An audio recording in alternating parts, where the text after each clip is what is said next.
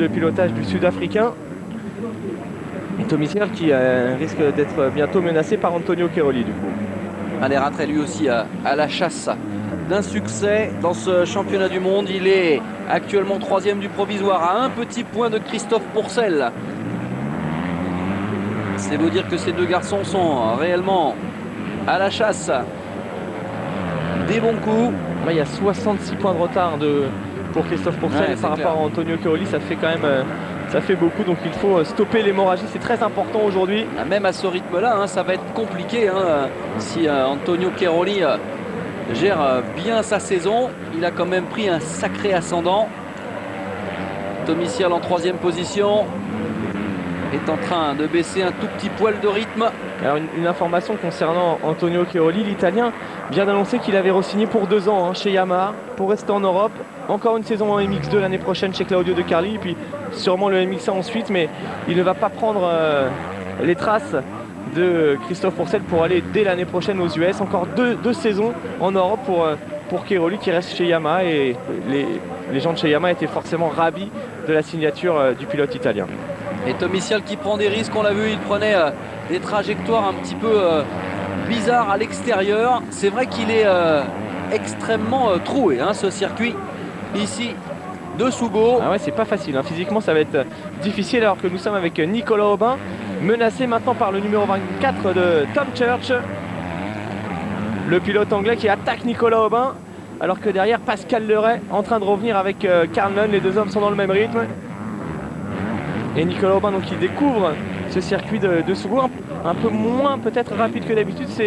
C'est quand même étonnant, puisque c'était une piste technique qui devrait parfaitement convenir au pilotage du jeune pilote normand. Allez savoir l'émotion, le décalage horaire. Et derrière ça revient fort avec Pascal Leray qui vient de gagner une place également en débordant Tom Church. Il fait du bon boulot en ce moment, Pascal Leray, le voilà. Il est parti sur un bon rythme là. Il est sur les talons de Nicolas Aubin. Allez, à suivre Pascalito. Alors on va vous donner peut-être des nouvelles du Grand Prix de France MX3 qui se tient aujourd'hui à Brou, avec des chronos très intéressants, Pierre-Yves, pour les pilotes français. Ça va plutôt bien, notamment pour l'ami Pichon de retour. Il avait prévu effectivement de venir jouer dans la cour du MX3. Eh bien ça s'est pas mal passé. 2,19, c'est son meilleur temps en course.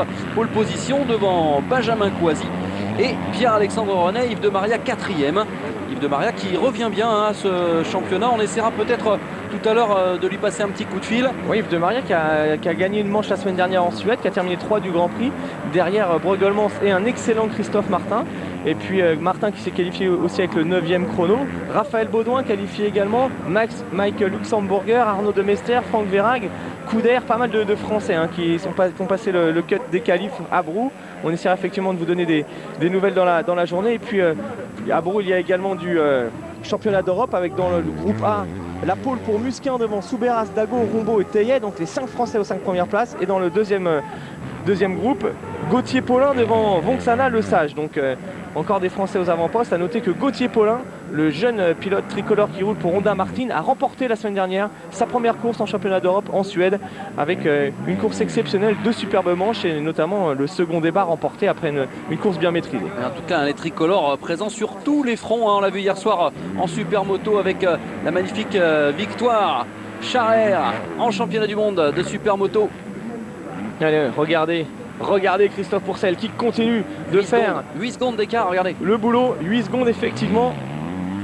Cette catégorie MX2, transfuge du MX1 l'année dernière. Il n'a pas mis longtemps à se réadapter à la petite cylindrée qui lui plaît plutôt bien. Non, puis là, il a pris le meilleur sur Nicolas Aubin. Il a creusé l'écart. Belle manche encore une fois de Pascal Leray qui est détendu, qui est ravi vraiment d'avoir signé chez Honda Martin pour cette fin de saison. Il dispose d'une bonne moto. Il n'a plus de soucis d'intendance. Tout est bien. Et il se libère. Il est 7e actuellement. Juste devant Nicolas Aubin, ici à l'image. Alors il y a 15 secondes d'écart entre Antonio Cairoli et Christophe Pourcel.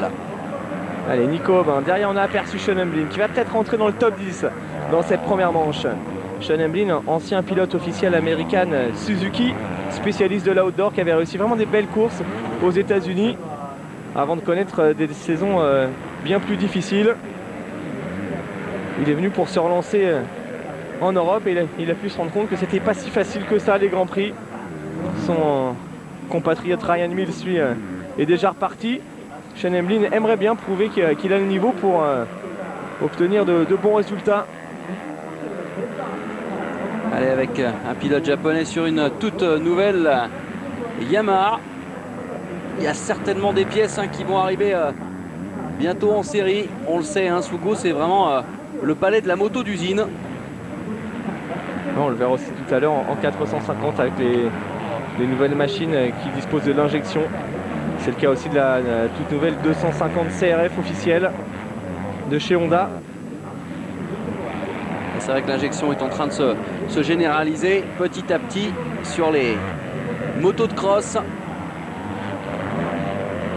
Et pour ça, il a fallu évidemment bien travailler sur l'intégration, notamment des batteries. C'est toujours le plus compliqué, la partie électrique, électronique sur ces moteurs à injection. Allez, le leader, Christophe Pourcel, toujours bien installé en tête de cette première manche. Impeccable, aucune erreur pour l'instant. De belles trajectoires, il contrôle pour peut-être aller chercher sa deuxième victoire de manche de la saison. Quelle maîtrise aujourd'hui, vraiment autoritaire, précis, 6 secondes d'avance sur Tyler Rattray. C'est Carlin qui vient de partir à la faute. Ah, j'ai l'impression. Carlin, le numéro 11. C'est plutôt Verbruggen. Verbruggen, exactement. Le champion d'Europe de l'an passé qui a du mal dans ce championnat à vraiment se lâcher. Il faut dire qu'il y a quand même du niveau en catégorie MX2 cette saison. Aller contrer des garçons comme le champion du monde en titre. On attendait quand même un peu mieux peut-être de Verbruggen qui l'année dernière se bagarrait avec Steven Frossard. Et Frossard a aussi quand même de bien meilleurs résultats que son ancien adversaire. Regardez, attention quand même, en ce moment, Cairoli tombe les chronos et se rapproche de Tyler Rattray. Il est bien plus rapide que Christophe Pourcel depuis quelques temps. Il faut donc se méfier du retour d'Antonio Cairoli. Sait-on jamais, il nous l'a démontré depuis le début de la saison. Il est capable de nous réussir un retour d'enfer, Antonio Cairoli. C'est vrai qu'il n'a pas trop le choix, Antonio Cairoli. Alors, Nicolas Aubin, non ? Nicolas Aubin qui vient de partir à la faute, malheureusement. Un coup dur pour Nico, faut repartir, arracher quelques points, c'est très important. Allez, l'homme du Ricci Racing qui va devoir en remettre des louches. Et Cairoli qui n'arrête pas d'en remettre justement lui des louches pour tenter de revenir sur Tyler Rattray. Ça va pas être facile parce que Tyler Rattray est quand même l'homme des fins de manche, on le sait, il a un physique solide. Et il faut se bagarrer avec cette piste de Sugo. Le voilà, Rattray toujours en seconde position. Ouais, Rattray est troisième du provisoire. Pour l'instant, il est extrêmement régulier, à part une déconvenue au Portugal avec une manche à 0. Ouais, pour le reste, casse mécanique malheureusement pour Tyler Rattray. On va pas dire qu'il manque de réussite, mais il manquait un tout petit poil de brio depuis le début de saison. Peut-être que c'est le réveil de Tyler Rattray. Alors Pourcel après 10 tours, 4 secondes 8 d'avance sur Rattray. Cairoli est troisième à 13 secondes. Tommy Searle, Swanepoel et Anthony Boissière qui suivent. Ensuite Pascal Leray, Shane Emlin, Tom Church, Dugan Sestola et puis Kojima qui est le premier japonais de cette première manche. Nicolas Aubin malheureusement a perdu du terrain. Il est actuellement en 14e position. Allez, ça fait plaisir de retrouver Christophe Pourcel aux avant-postes.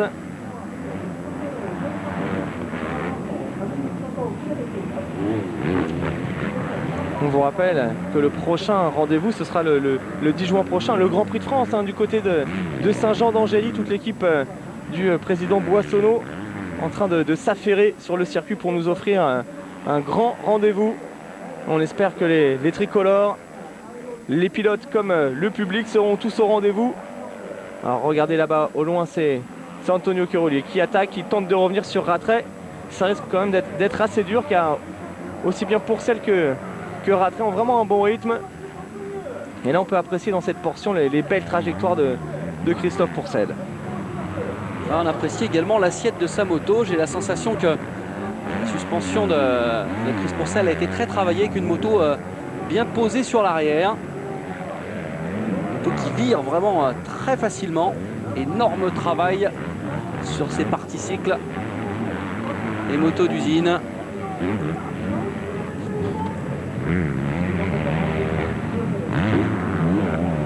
Et regardez dans cet enchaînement, vraiment absolument le timing parfait. Ouais, timing, mais attention quand même, car regardez, regardez qui revient derrière. Hein. Tyler Rattray qui se rapproche dangereusement quand même de Christophe Pourcel. Voilà, regardez. On lui indique que Rattray est en train de faire du gros boulot. Alors, comme ça avait été déjà le cas à plusieurs reprises depuis le début de la saison, en Espagne, au Portugal, on pensait que Christophe avait réussi le trou, qu'il avait définitivement assuré sa victoire. Eh bien non, Rattray est en train de revenir. Tyler Rattray qui peut menacer à nouveau Christophe Pourcel pour aller chercher la victoire. Il va falloir quand même se souvenir de ce genre de situation. C'est l'expérience qui nourrit les hommes et là, il faudrait justement que l'expérience fasse son chemin.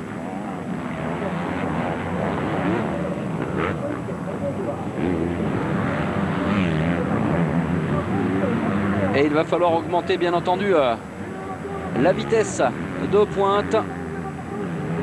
Ah, il est là, Tyler Rattray qui peut, pourquoi pas aller chercher sa première victoire de manche. Ah, le coup de théâtre avec ce comeback en 2 tours, hein, quasiment il a fait la jonction alors que Christophe semblait parfaitement maîtriser cette première manche. Ah, c'est pas évident, hein, mais les temps autour qui sont quand même en train un petit peu de baisser. La piste qui doit être de plus en plus compliquée, hein, Jean-Christophe. Regardez où vont chercher oui, ils vont complètement... les trajectoires. Ils sortent quasiment de la piste ici. Ouais, c'est vraiment étonnant. Là, on a vu Christophe Pourcel sortir, raser vraiment les banderoles. Ah, il est à l'attaque, Tyler Rattray. Ça va chiffonner, c'est sûr. Et Rattray, attention, un drapeau jaune, un pilote qui a dû chuter. Le pilote a tardé, c'est bon, pas de problème. Les commissaires ont vraiment bien fait leur travail. C'est vrai qu'on ne peut pas doubler sous drapeau jaune, sinon, eh bien, c'est une pénalité, bien sûr. Et le ciel qui est noir là-bas au fond, on espère que ça va tenir. Regardez les écarts autour, et c'est vrai que petite faute de Christophe à l'instant même. Il est dans une passe difficile actuellement. Christophe Pourcel, Tyler Rattray à l'extérieur là-bas, la bagarre pour la première place. Le pilote KTM qui attaque peut-être dans la descente. Attention, où c'était tendu. Ouf, il est extrêmement véloce là, Tyler Rattray. Attention à la fin de manche, ça va vraiment être chaud. Et regardez, dans le team GPKR, on est en train de s'offusquer. Rattray qui attaque et qui passe. Tyler Rattray, leader de cette première manche, qui vient de revenir sur Christophe Pourcel. On attend la réaction du champion du monde. Ah, ça ne saurait tarder, à mon avis. Il ne peut pas laisser ça en état. C'est important de se Elle est peut-être tout de suite là-bas à l'intérieur, c'est magnifique. Et ça repasse immédiatement pour Christophe Pourcel. Attention dans la descente, les deux hommes au coude à coude. Le Sud-Africain qui conserve l'avantage. La réplique du pilote KTM se fait sévère, mais Christophe ne lâche rien. Et derrière, Antonio Cairoli qui dit qu'il y a peut-être un coup à jouer. Ah, voici un scénario comme on l'attendait. Les leaders à la bagarre, à la baston ici à Sougo. Ah, on pensait vraiment que c'était terminé. Et regardez cette fin de manche une nouvelle fois. Tyler Rattray, Christophe Pourcel à la lutte pour la victoire et pourquoi pas le retour d'Antonio Cairoli. Cairoli qui a aussi peut-être son mot à dire. Alors, on revient à nouveau sur les pilotes attardés.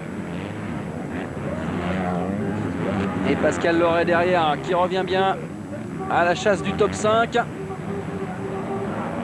Allez, la relance de Tyler Rattray dans cette manche. Ça fait du bien de retrouver le vrai Rattray à 100%. Ah oui, il a bien construit son attaque. Il a observé rapidement les lignes de Christophe Pourcel et il est en train de lui mettre une petite correction là quand même. Oui, il a creusé l'écart tout de suite. Hein. Incroyable retournement de situation. Et attention au retour de Cairoli qui lui aussi a du mal sur cette piste. Même si ce sont les hommes les plus rapides en ce moment. Avec une vitesse moyenne de 46 km/h. C'est pas très vite, c'est vous dire à quel point les hommes et les motos sont malmenés. Cairoli en observation, personne derrière, Tommy Searle mais pour l'instant assez loin. Pour celle qui avait mené les 12 premiers tours de cette manche, nous sommes dans le 13e maintenant et c'est désormais Rattray avec une demi-seconde d'avance. Searle, alors que Pascal Loret est revenu en 6e position après avoir débordé Boissière notamment. Et ça roule en 1,56 pour l'instant en ce qui concerne le pilote français. Nicolas Aubin qui est reparti après son erreur. Il est 14e actuellement de cette première manche. Le 13e tour. Il en reste encore 7 pour aller chercher la victoire. Et Cairoli qui vient de jeter un petit coup d'œil derrière. plutôt à gauche pour voir où étaient Rattray et Christophe Pourcel. Ouais, pour l'instant, une 56, une 57, les deux hommes roulent quasiment dans les mêmes temps. Alors voici Rattray, Pourcel toujours second. Et pourquoi pas une première victoire de manche pour KTM cette année, même si Christophe Pourcel semble être repris là-bas derrière. Il est pas loin, il est toujours à l'affût du pilote KTM. Ah, je le sens bien moi dans cette manche. Chris Pourcel ne peut pas laisser échapper ça. Rattray qui est quand même assez intelligent, qui a bien observé les traces de Pourcel et qui maintenant va chercher exactement les mêmes. Allez, chez KTM, on est confiant. On se les frise pour l'instant chez KTM, forcément. C'est toujours bien pour la marque autrichienne, mais attention, le retour. Il est revenu, Christophe Pourcel, il ne va pas se laisser faire. Et puis regardez, il tente carrément d'autres trajectoires, hein, Chris Pourcel, et c'est peut-être là qu'est la solution, l'intelligence de course, trouver d'autres lignes pour aller plus vite. Il ne va pas se laisser faire, il va revenir. Allez, l'intérieur ici, l'ornière profonde, on se relance dans l'enchaînement.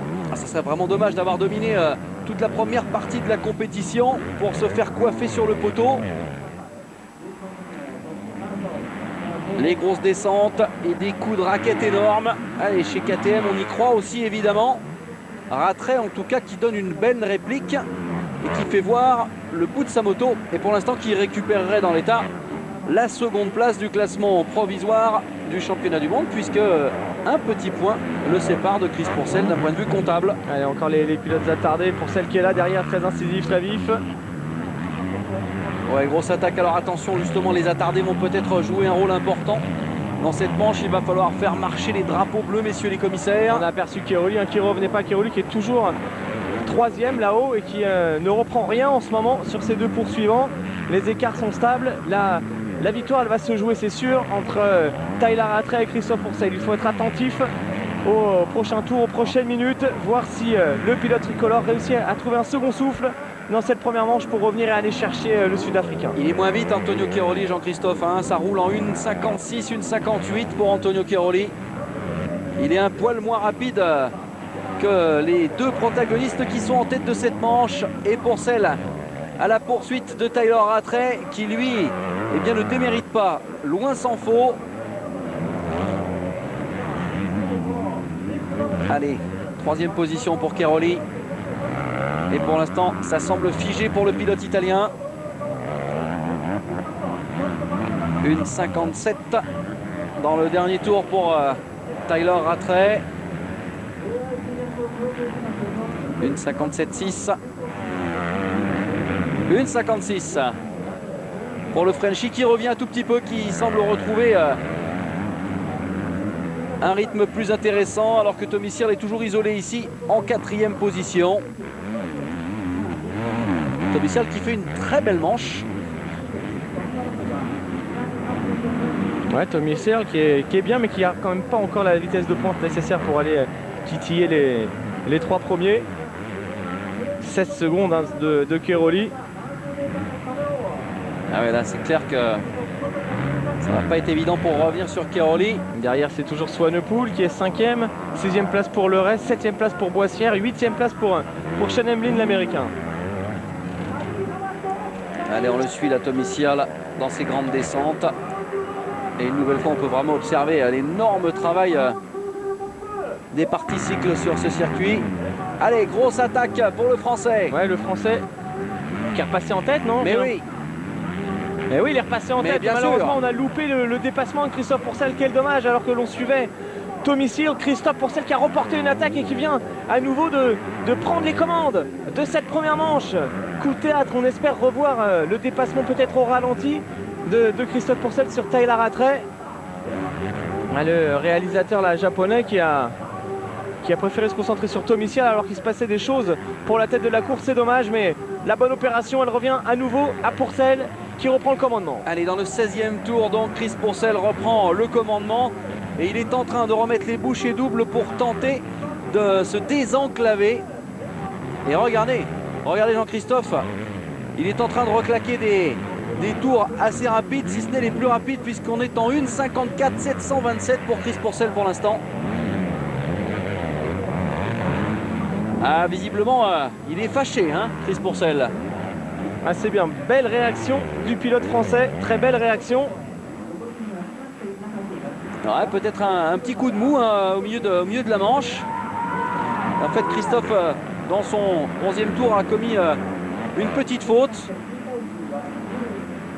Avec un tour en 2,27, ça a permis à Tyler Rattray de revenir au contact. Mais regardez, hein, il a retrouvé pleinement ses sensations sur cette manche. Ça va vite, hein, quand même. J'ai l'impression qu'il va mettre un tour à Nicolas Aubin qui est reparti après sa chute. Nico qui doit naviguer aux alentours de la 13e place.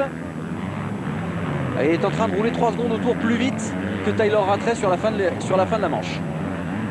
Tout simplement. Ah oui, ça explique cela. Il lui aura fallu 2 tours hein, pour se reconcentrer.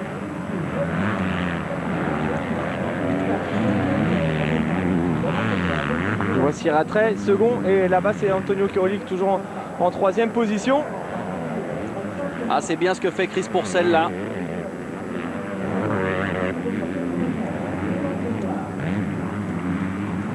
Là devant tous les dirigeants de chez Kawasaki.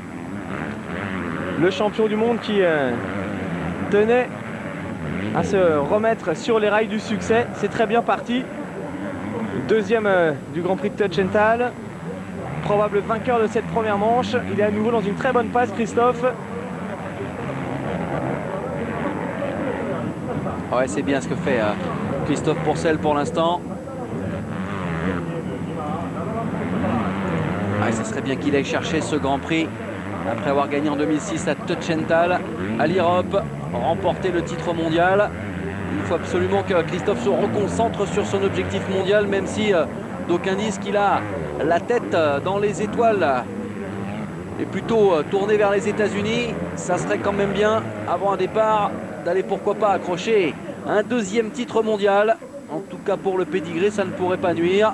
Et il a repris 3 secondes pour l'instant, alors que Boissière est en 7e position. Ouais, belle course en Anthony Boissière qui va marquer de bons points dans cette première manche. C'est très important. Anthony Boissière qui va notamment se rapprocher de Sestola ou encore de Marcus Schiffer, les 2 pilotes qui sont devant lui et qui pour l'instant dans cette manche ne brille pas forcément. Sestola occupe le 10e rang alors que Schiffer n'est pas dans les points. Allez, les 2 derniers tours de cette première manche. Antonio Cairoli, le leader du championnat, qui va probablement obtenir son moins bon résultat dans cette première manche du Japon avec une 3e place. C'est quand même pas mal, hein, comme moins bon résultat, un podium de manche. Il y en a plein qui se finiraient en bas à droite, hein, ça c'est clair. Et ceci dit, on le voit, hein, Antonio qui visiblement n'a pas le gros rythme en fin de manche. Je pense qu'il a compris que la messe était dite et qu'il allait falloir peut-être se reconcentrer tout à l'heure sur la seconde manche. Alors aujourd'hui un dispositif un peu particulier, Pierre-Yves, puisqu'il n'y aura quasiment pas de pause hein, entre les 4 manches, car nous sommes en différé avec le Japon. Et du coup à la fin de la première manche MX1, un petit break de 10 minutes et on réattaquera tout de suite dans la foulée avec la deuxième manche MX2. Absolument, ne prévoyez pas une petite heure de pause, restez bien vissés à vos canapés car ce sera quasiment du 100% MX jusqu'à 16h. Juste le temps pour nous de prendre peut-être un petit café, Jean-Christophe, et puis de se reconcentrer sur ces manches-là, puisqu'évidemment il y a un décalage horaire énorme. Ce matin, ces manches se sont courues à 5h du matin, horaire française. Alors comme nous n'étions pas levés, et vous non plus, eh bien on en profite avec un vrai faux direct. Mais croyez-nous, on n'a même pas regardé les résultats, donc nous aussi, on est comme vous pendus eh bien, à ce qui se passe sur la piste. Avec Tommy Cyr, ici à l'image, en 4e position, le jeune pilote KTM dans son dernier tour qui devrait réussir une bonne performance, marquer à nouveau des gros points. Ah ouais, Tommy Cyr qui a fait vraiment une belle manche, un meilleur tour ici en 1,52 783, 45 km/h en vitesse moyenne. Mais vraiment quelle autorité de Christophe Pourcel. C'est dommage que la réalisation japonaise ne nous ait pas fait voir ce dépassement. On l'aura peut-être sur le résumé, sur le ralenti tout à l'heure. En attendant, belle réplique et belle domination de Christophe Pourcel face à Rattray, Cairoli, Cyr, Swanepoel et les autres. Pascal Loret en 6e position et Anthony Boissière en 7e position. Encore une fois, 3 Français dans le top 10. Ah, c'est presque étonnant quand même cette manche de Pourcel. On a quasiment l'impression qu'il a attendu Rattray parce qu'il était tout seul en tête, qu'il s'embêtait un peu, qu'il l'a laissé passer, puis qu'ensuite il l'a redoublé quand il a voulu pour lui remettre ensuite C'est vraiment incroyable. Alors la vraie intox, ce serait de nous déclarer ça dans les interviews à l'arrivée, mais bon. On verra ce qu'il nous dira tout à l'heure. Il a peut-être commis une petite faute de déconcentration, mais Oui, vraiment une manche assez incroyable, hein, réussi par Christophe. Dans le 10e tour, il fait un 2,37,815. Donc ça, c'est clair que c'est une faute. Et c'est certainement ce qui a permis à Tyler Rattray de revenir. Et il lui aura fallu à peu près 4 à 5 tours pour revenir.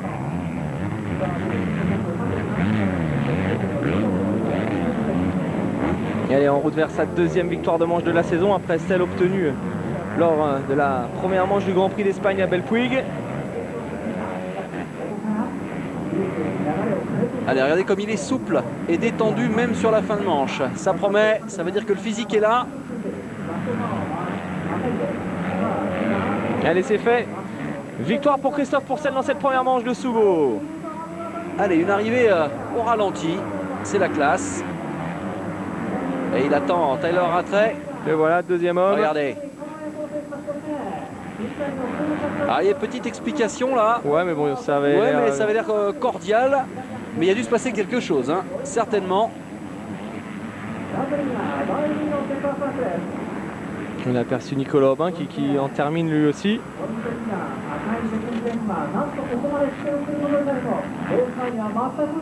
Et en tout cas pour les pilotes français, c'est une très très belle entrée en matière. Ouais, Tommy Cyr 4e, Swanepoel 5e.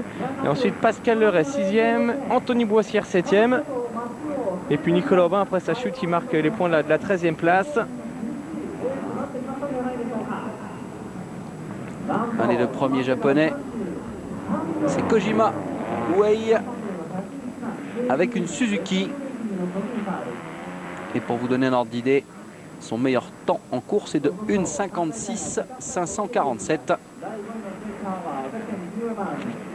Soit 5 secondes au tour, moins vite que Christophe Pourcel, forcément.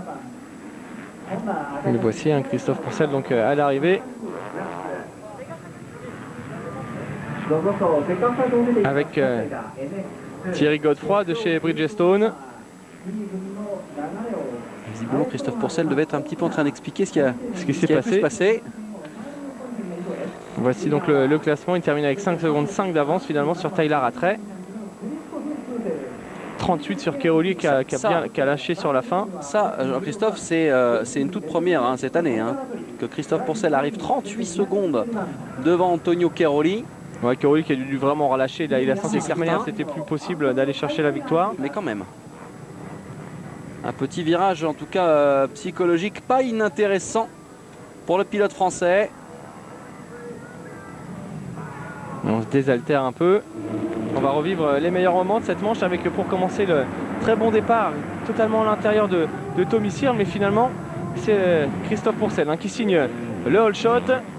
Derrière Antonio Keroli qui va revenir attaquer ici Tommy Cyr, c'est pour la 3e place car en seconde position il y a toujours Tyler Rattray qui va revenir et attaquer Christophe Pourcel. Une grosse attaque donc de Tyler Rattray. Regardez d'ailleurs, tout le monde s'inquiète dans le clan Kawasaki. La relance et Tyler Rattray qui va s'échapper un court instant dans cette manche. Et puis finalement le second souffle de Pourcel qui va à nouveau tomber des chronos, se rapprocher de Tyler Rattray, porter son attaque.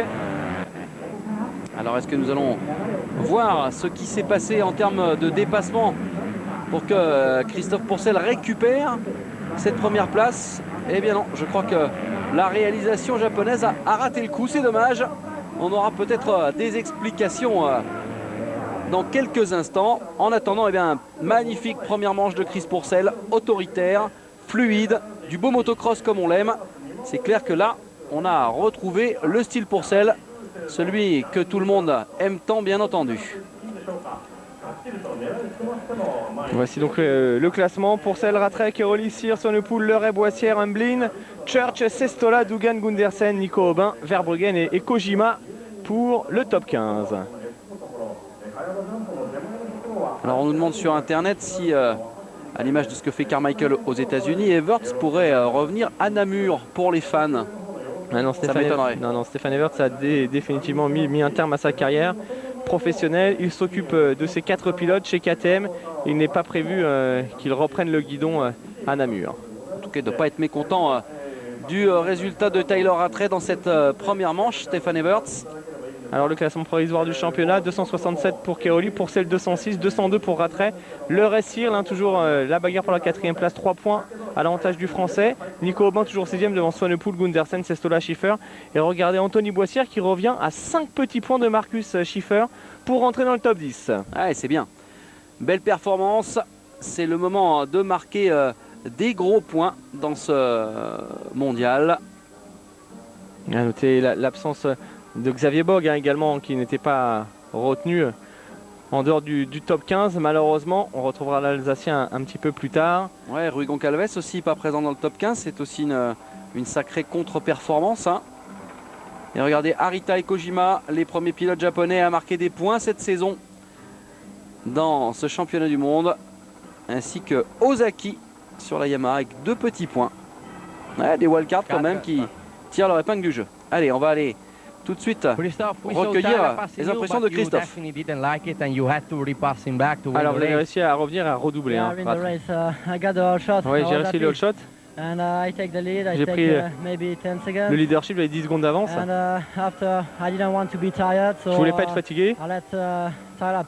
Donc j'ai laissé Tyler revenir, me passer. Puis j'avais un bon feeling, de bonnes lignes. Et j'ai réussi à le redoubler et à gagner, donc c'était un bon résultat pour la première course. On appelle pas ça un résultat de patron. Voilà, c'est son explication, elle est assez étonnante. Il voulait pas se fatiguer, il a un peu relâché ses efforts. Et puis comme il avait un bon feeling, il en a remis un peu sur la fin pour aller s'imposer. Bravo donc à Christophe Pourcel.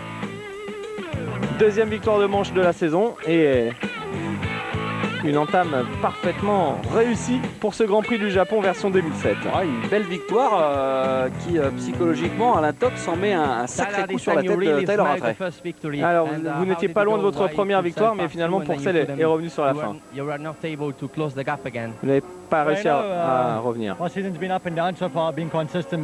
mais l'objectif ce n'est pas d'être avec des hauts et des bas, c'est d'être consistant. 2e, c'est un bon résultat. Mais Christophe aujourd'hui était vraiment très rapide, il avait des bonnes lignes. J'ai quand même vraiment attaqué pour essayer de m'imposer. Après l'avoir doublé, il est revenu. Mais c'était quand même une belle course, il en reste encore une tout à l'heure et il faudra être également très fort. Ouais, puis comme il le dit, hein, le circuit est vraiment extrêmement troué, extrêmement bosselé. Et donc on verra ça tout à l'heure en seconde manche, peut-être une seconde chance pour Tyler Rattray et pourquoi pas une petite victoire possible. En tout cas, s'il allait emporter la seconde manche, eh bien il pourrait être le vainqueur de ce Grand Prix. Mais il faudra compter sur Cairoli, sur Chris Pourcel et pourquoi pas, tiens, sur Pascal Loret. Antonio, on a essayé de vous revoir sur le front, mais vous n'étiez pas dans le rythme. Je suis parti aux alentours de la 6e place. Après j'ai essayé de revenir devant, mais ils avaient déjà creusé l'écart. Le circuit est vraiment très dur aujourd'hui. Après avoir passé quelques pilotes, Christophe était trop loin. Il avait réussi les all shots. J'ai voulu essayer de me rapprocher. Je suis arrivé pas très loin de lui et de Tyler, mais j'ai connu une petite chute. Ensuite, j'ai essayé de bien terminer cette manche. Surtout de faire attention de ne pas recommettre de faute, et l'objectif c'est de gagner la 2e manche maintenant. Je voulais pas non plus être fatigué pour tout à l'heure, donc je me suis un petit peu économisé sur la fin avec cette 3e place. Oui, c'est vrai qu'avec 60 points d'avance on peut voir les choses, on va dire, sereinement. Il est clair qu'il ne fallait pas aller chercher la misère dans cette manche, mais plutôt les gros points, et Cairoli fait magnifiquement son travail. Et puis tout simplement Chris Pourcel était plus rapide dans cette manche aujourd'hui. Néanmoins, si on fait un comparatif entre le meilleur temps de Cairoli, le meilleur temps de Tyler Rattray et le meilleur temps de Pourcel, eh bien il faut chercher dans les centièmes et les millièmes. Allez, un petit tour en embarqué ici de la piste de Sougo. Et on attaque tout de suite par la courbe après la ligne droite de départ. La relance et un énorme plateau en montée. Un circuit vraiment très intéressant, on l'a vu, technique, hein, où les meilleurs pilotes ont fait la différence, à l'image de Christophe Pourcel, qui a vraiment trouvé de belles trajectoires. Une terre qui s'est pas mal défoncée, donc physiquement les secondes manches seront assez compliquées. Ça va être également dur pour la première manche chez MX1. Un petit mail qui arrive pendant ce tour embarqué de Ludo Artemis de Nice, ancien participant du concours MX Mag, hein, de la Nouvelle Star l'année dernière. Ludo qui aimerait avoir des nouvelles de Timothy Rooks et féliciter Christophe Pourcel pour sa victoire. Timothy Rooks qui est le jeune pilote qui roulait l'an dernier pour le team MD Racing de Didier Villemain et qui s'était gravement blessé quelques jours avant le Supercross de Bercy, touché au vertèbre. Timothy, ça va vraiment de mieux en mieux. Il est toujours dans un centre de rééducation du côté de Montpellier. Il travaille d'arrache-pied tous les jours et les sensations reviennent. Il a vraiment bien récupéré et c'est très bien parti pour qu'il puisse remarcher un jour. Donc on pense à lui, on lui souhaite bien du courage pour continuer à bosser et à bien progresser. Ouais, c'est toujours sympa d'accompagner les copains comme ça qui ont une petite misère de la vie. Et bien si ça peut aider à retrouver le chemin de la forme, c'est toujours sympa de leur faire un petit coucou. Voilà, on va en terminer sur cette piste de Sougo avec un joli plateau, un petit bout de ligne droite et un gros freinage ici. Alors évidemment le tour a été fait sur une piste totalement lisse.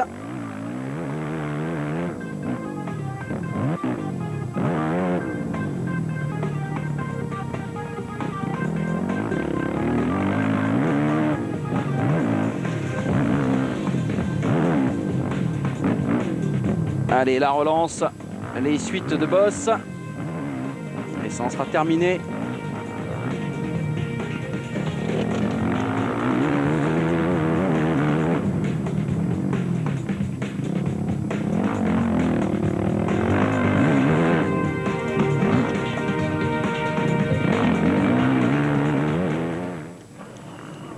Allez, retour au live à Sougo avec les pilotes MX1 qui sont partis pour le tour de reconnaissance, puisque la première manche ne va plus tarder maintenant.